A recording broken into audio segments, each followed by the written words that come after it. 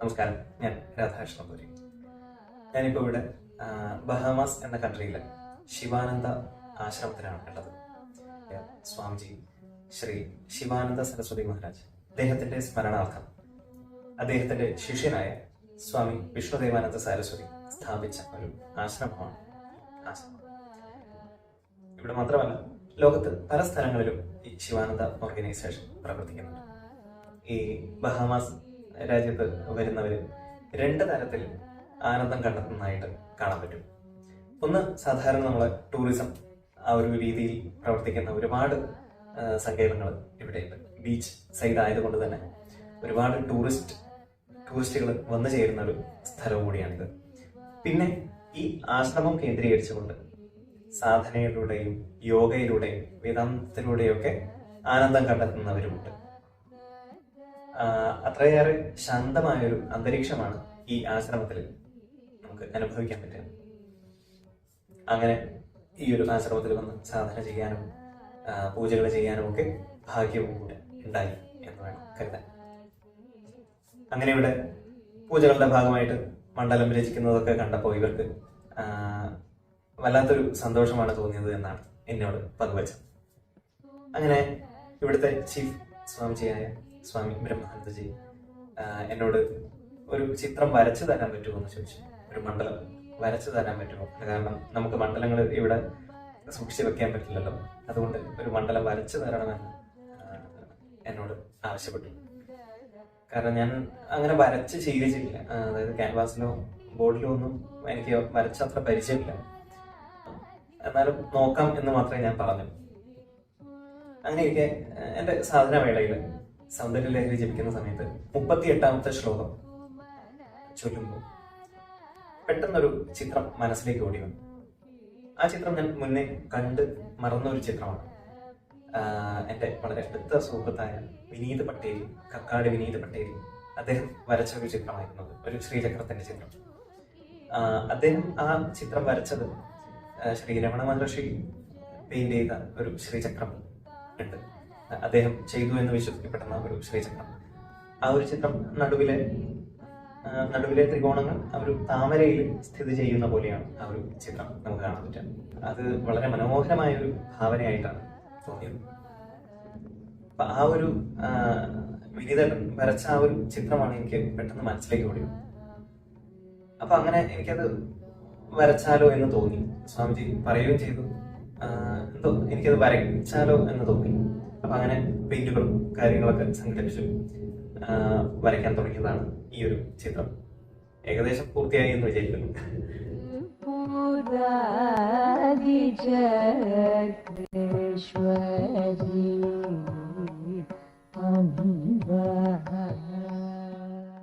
ഇവിടെ ഞാൻ ബിന്ദു രേഖപ്പെടുത്തിയിട്ടില്ല. കാരണം ബിന്ദു രേഖപ്പെടുത്തിയ യന്ത്രം പൂർണ്ണമായി എന്നുള്ളതാണ്.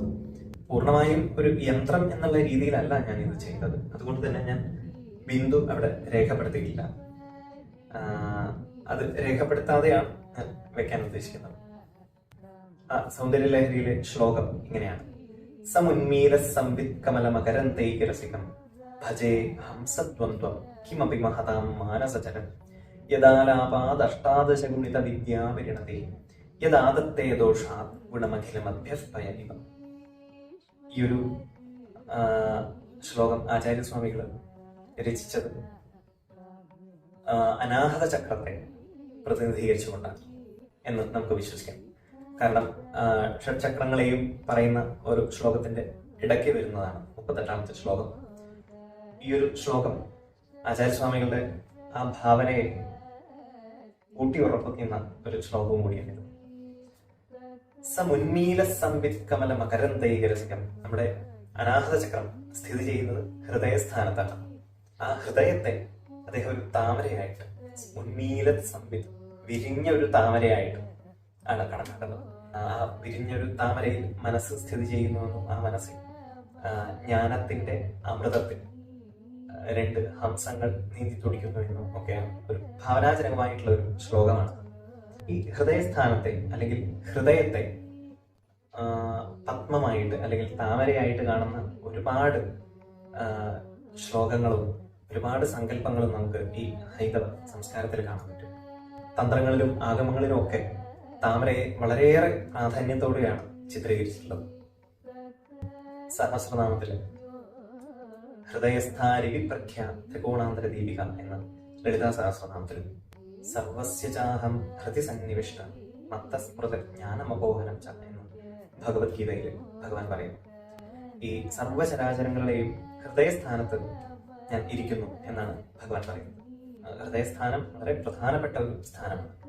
അവിടെയാണ് മനസ്സ് ഇരിക്കുന്നു എന്നും ഒരുപാട് ഗ്രന്ഥങ്ങൾ ചൂണ്ടിക്കാണിക്കും. പിന്നെ പ്രതിഷ്ഠാമന്ത്രമായ ഹൃദിസ്ഥാ ദേവതാ സർവാഹ ഹൃദയ നിത്യസംസ്ഥിത അങ്ങനെ തുടങ്ങുന്ന ഒരു മന്ത്രവും ഹൃദയത്തിൽ സർവ്വദേവതാ സാന്നിധ്യവും ഉണ്ട് എന്നും പറയപ്പെടും.